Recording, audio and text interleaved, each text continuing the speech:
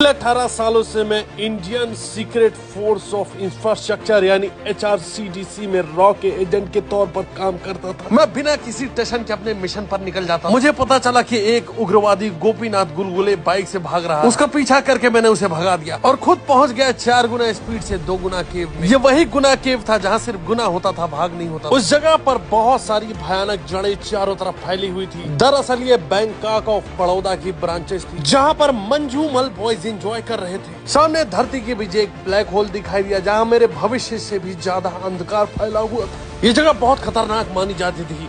कई लोग यहाँ नीचे गड्ढे में गिरकर मृत्यु गति को प्राप्त हो चुके थे। इस जगह को डेविल्स किचन भी कहा जाता था क्योंकि हर रात को 12 बजे के बाद यहाँ पकौड़ा तलने की आवाज आती। इन सब बातों को मैं बस कहानियां मानता था और सिर्फ भूत प्रेत से डरता था। तभी पास के ही कुछ लौंडे लपाड़े खेल खेल में गड्ढे में गिर गए। मैंने बोला कि वापस आना तो कसूरी मेथी तोड़ के लाना। जब उनकी आवाज आई कि अंदर मेथी बेथी कुछ नहीं है तो मैंने पैर से जाली जाम कर। अरे बॉयज इतने चालाक थे कि गुफा के पिछवाड़े से निकल गए और फिर वापस जाके ब्रांचेज में जैन मस्ती करने लगे। इस जगह पर वानरों का एक छत्र राज हो चुका था और वो उसे प्लेनेट ऑफ एप्स बुलाते। कभी इन पहाड़ियों पे कुकुरों का एक छत्र राज। कुकुर और कुकुरी मिलकर यहाँ साम्राज्य चलाते थे। फिर यहाँ पर आया वास्को गंडामा से वानर राजीवू हटेला जो हमेशा खाता था केला। केले की काली खेती करने के लिए उसने पूरी की पूरी जमीन साफ करवा दी और सिर्फ वानरों को यहाँ पर इकट्ठा किया।